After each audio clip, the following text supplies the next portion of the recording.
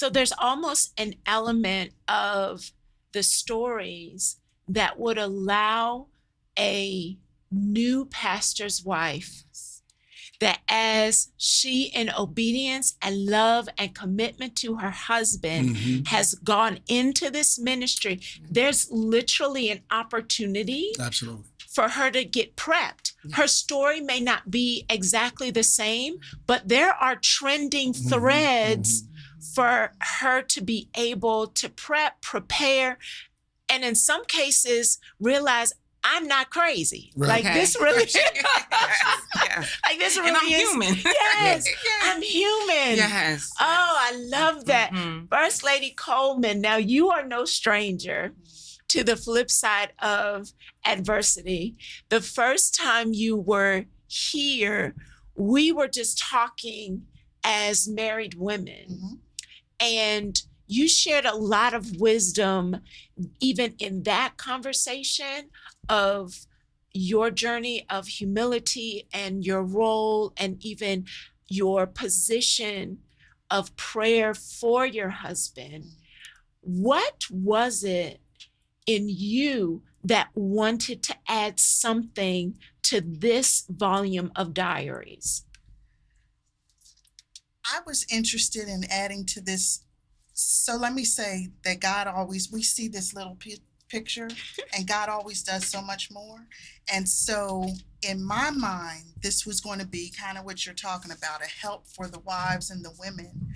But what I find is that this is transformative for the church. Like, I don't want somebody to approach it and say, I don't want to read it because I'm not a pastor's wife, or I don't want to. I think it's imperative for the people to read it, particularly the husbands. I think is major for them to read. And so I just thought I was adding one dimension, and then God does exceedingly abundantly above all we can ask, think, or imagine, as he always does. And so the portion that I wrote, the chapter I wrote in, was jilted.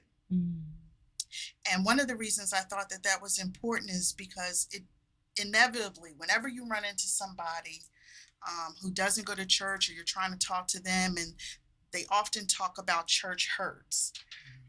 But there's no one who experiences more church hurt than the pastor and his wife and his family. And yet they show up every Sunday. They can't opt to say, I'm not coming.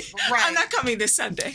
Injured, sometimes repeatedly by the same people over and over again. The same people, not the same people who are outside the church, the same people who are sitting in the pews that you're then called to love and nurture and shepherd and steward and care for. These are the same ones who are injuring you. However, as I talk about in my chapter, this is a refining process. And so if we're being changed from glory to glory, and the ultimate goal is to be more Christ-like, well, who experienced more church hurt than Christ himself? He laid his life down for his bride, the church, and yet he was crucified and died for her and for all of us. And so I just think that this is a wonderful work. I think it's important for everyone to, because sometimes people wound you and they don't realize it. There are things that people say that are hurtful and they don't mean to be. But I just think that this kind of opens the eyes to some of the insensitivity that can happen. Sometimes the hurtfulness that can come by people having expectations of you that sometimes aren't even attainable. And then the ones that are may not fit you. I will say, kind of rewinding back to what you were talking about not knowing what was expected of you and all of these things. I certainly didn't know my husband was going into the pastorate at all. It was a surprise, right? So, but one of the things I will certainly credit him for and applaud him for is that some of the struggles that the women have about their husbands trying to have certain expectations of them being in a certain box. I didn't come into it trying to fit a box, and my husband wasn't trying to put me in a box. Mhm. And so I came into it very much kind of, not in the flippant way, well, they take me how I am, not like that. But really, this is who I am, and I can only sustain this. Yes. I can't sustain putting Right. other Right. things on top of that. And so I certainly want to grow. I don't want to Yeah. stay where I am, but I don't want it to be an artificial thing either. I want God to develop me and grow me in the way that He would have me to go. And so that's kind of the perspective that I took with the jilted, that this was another thing that, you know, maybe someone meant for my evil, but God meant it for my good as He continues to make me more like Himself. And when I listen to your perspective, for me, again, one of those transcending conversations that oftentimes people throw around community, even in this context of like a congregation that we're in fellowship together, we're in community.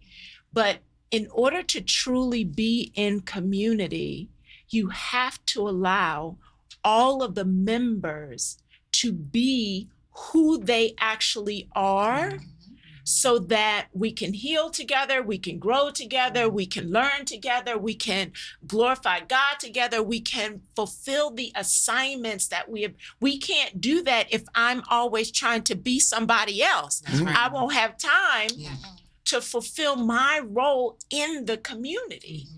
And so it is a beautiful opportunity for, again, not only the pastors' wives.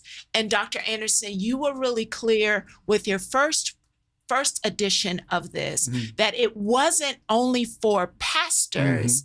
And so I feel like even in your intention of this, that same intention is being echoed in this episode as well. Absolutely. Yeah, I mean, the things that is being faced, is being experienced, is being dealt with by everyone. Yeah. You know, for us, it's just under a microscope, right? So we've all been jilted. We've all had some level of betrayal. We've all had, you know, a Jezebel come look at, you know, an individual. You know, so the experiences that we have are not individualistic. You know, although the story being told is, how did you handle it? Yes. How did you get through it? How did you get past? So all of the things that these women have dealt with, you know, everyone is dealing with. So somebody be like, but I'm dealing with it in a fishbowl, right? Everybody's looking at me as I go through it. Yeah, we all have, you know, relationships that break. But as Sister Coleman said, she's like, yeah, but I still got to love you. I have to after this. Like, I still, like, we're in the business of forgiveness. So we should not hold grudges, amen, against the flock that God has given us stewardship over, right? So if we're trying to do this well, like, I think it's important that individuals know that we have feelings, we have hurts, we have pains. Like, like as I said before, no matter how many people in the seats, we worry about who not there, right? And so we invest ourselves into someone, and then folks just leave. Now, for me, like, it's a part, I don't want to say it's a part of the business, but it is a part of church life. For my wife, the extrovert, it's where are they and when are they coming back? And have you talked to them and have you called them again? And I don't mean to use that voice, but, you know, but it's, Yes, you did. You know, but it's just, and I'm like, yo.